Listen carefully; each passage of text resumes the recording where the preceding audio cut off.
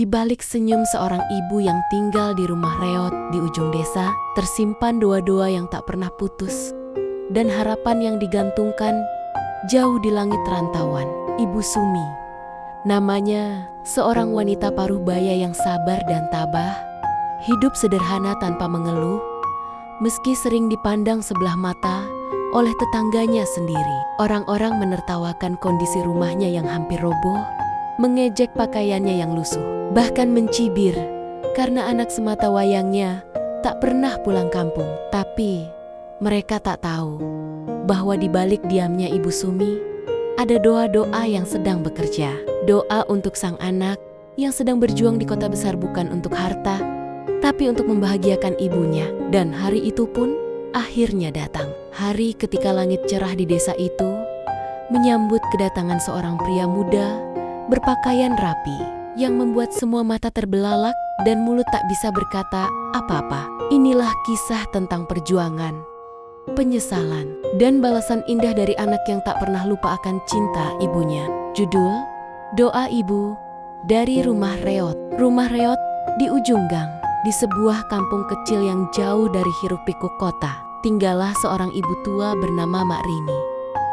Rumahnya reot, berdinding bambu, dan atapnya bocor. Hampir setiap malam, ia tidur beralaskan tikar tipis, sambil menahan dingin dan suara hujan yang menetes dari sela-sela genteng. Tetangga-tetangganya suka bergosip, kasihan ya, hidup sendiri, miskin pula. Anaknya kemana? Kayaknya lupa sama ibunya. Padahal mereka tak tahu, anak semata wayangnya, Arif, sedang merantau jauh, berjuang mengubah nasib demi sang ibu. Cibiran dan senyum ikhlas.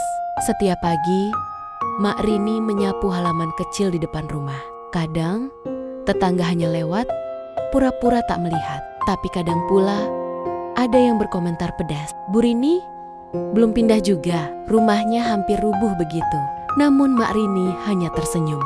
Dalam hatinya, ia berkata, yang penting, hatiku bersih. Aku yakin, anakku sedang berusaha. Ia tak pernah berhenti berdoa setiap malam sebelum tidur, sambil menatap foto Arif yang sudah 6 tahun tak pulang. Anak rantau yang tak pernah lupa. Di kota besar yang penuh persaingan, Arif bekerja serabutan. Awalnya jadi kuli bangunan, lalu jualan gorengan, bahkan pernah tidur di emperan toko. Tapi Arif tak pernah menyerah. Aku harus sukses demi ibu. Ia menabung setiap rupiah yang ia dapat. Meski harus menahan lapar, mimpinya sederhana. Memperbaiki rumah ibu, membuat ibunya tersenyum. Surat tak pernah sampai.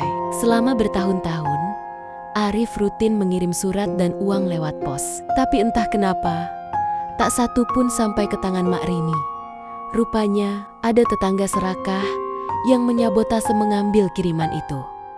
Tanpa sepengetahuan siapapun, Mak Rini pun menyangka Arif benar-benar melupakannya. Tapi walau hatinya sedih, ia tetap mendoakan anaknya setiap malam. Pulang yang ditunggu. Suatu pagi yang cerah, sebuah mobil mewah berhenti di ujung gang. Orang-orang mulai keluar rumah. Penasaran, seorang pria muda turun, rapi, gagah, wajahnya penuh haru. Ia berjalan perlahan melewati gang sempit menuju rumah paling reot di ujung. Tangannya gemetar saat mengetuk pintu. Mak Rini membuka pintu. Butuh beberapa detik untuk menyadari bahwa yang berdiri di depannya adalah Arif, anaknya yang telah lama hilang dari pandangan. Air mata dan pelukan panjang. Bu, ini Arif, anakmu, ucapnya sambil menahan air mata. Mak Rini tak kuasa berdiri. Ia menangis sejadi-jadinya, memeluk Arif dengan tubuh kurusnya. Tangisan itu menggetarkan hati semua tetangga yang menyaksikan dari kejauhan. Orang-orang yang dulu mencibir, kini hanya bisa terdiam, malu dengan diri mereka sendiri. Rumah reot yang berubah. Tak butuh waktu lama, Arif mulai memperbaiki rumah ibunya. Tukang-tukang didatangkan, bahan bangunan terbaik digunakan. Dalam sebulan, rumah reot berubah menjadi rumah kokoh 2 lantai. Indah dan nyaman. Bukan rumah mewah, Bu, tapi cukup buat ibu bahagia.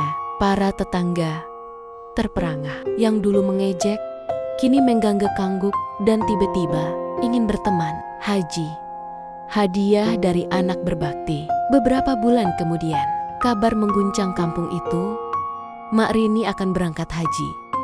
Semua biaya ditanggung Arif, baju-baju haji putih tergantung rapi di lemari. Air mata tak pernah lepas dari mata Mak Rini, air mata syukur.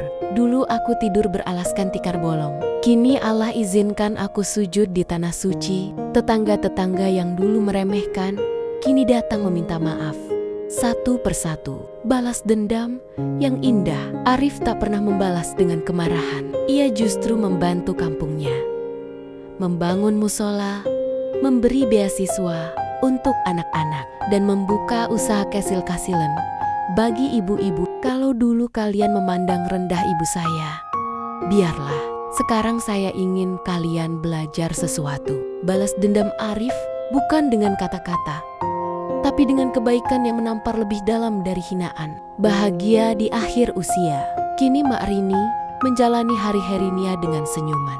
Di ruang tamu rumahnya yang baru, ia duduk nyaman sambil membaca Al-Quran. Anak-anak kecil bermain di halaman, dan Arif selalu pulang setiap bulan.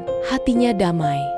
Doanya selama bertahan-tahan tak sia-sia. Ia telah menjadi ibu paling bahagia di dunia. Dan orang-orang di kampung itu tak pernah lagi meremehkan siapapun, karena mereka tahu di balik rumah reot bisa tersembunyi masa depan yang gemilang. Jangan pernah remehkan seseorang hanya karena penampilannya hari ini. Bisa jadi doa-doa diam-diam Nia sedang mengetuk pintu langit.